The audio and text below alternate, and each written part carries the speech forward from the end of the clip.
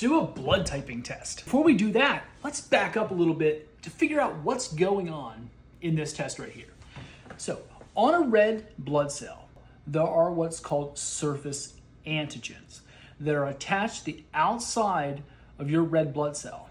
The A antigen, the B antigen, and what's called the RH or the D antigen.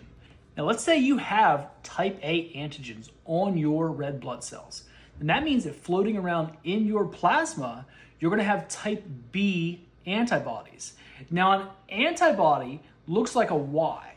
With on the tips of the Y, it's going to have little tiny pockets that are gonna fit perfectly into that antigen, and it's gonna grab a hold of it. Now, antibody B is only going to be hooking on to antigen B. So if you've got A antigens on your blood cell, and you've got anti-B antibodies floating around your plasma, they're never gonna link up, and so they're gonna flow properly. But let's just say you have a transfusion. You receive blood cells that have the B antigen on them. Now what's gonna happen is your antibodies are gonna link up to those B antigens on the red blood cells that you just received. It's gonna link to this one, and it's gonna link to the next one, and the next one, and it's gonna cause a chain reaction of what's called agglutination. What we're gonna do is we're gonna take synthetic blood, and then we have 3 different samples of synthetic plasma. Each one of those samples of plasma is going to have the corresponding antibodies in it. So we're gonna take a little drip of the sample blood, we're gonna put it in these wells. Each one of those wells is labeled with the A, the B, and the RH.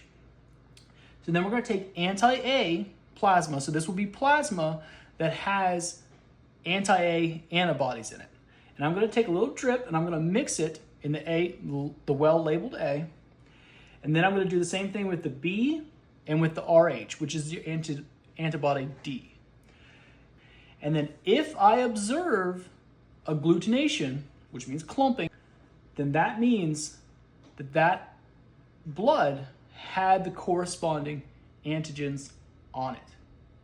So if it's clumping B, then it's a type B blood. If it's clumping both A and B, then it's a type AB blood. And if it's clumping RH, that means it's positive. So with that in mind, tell me, what blood type is this?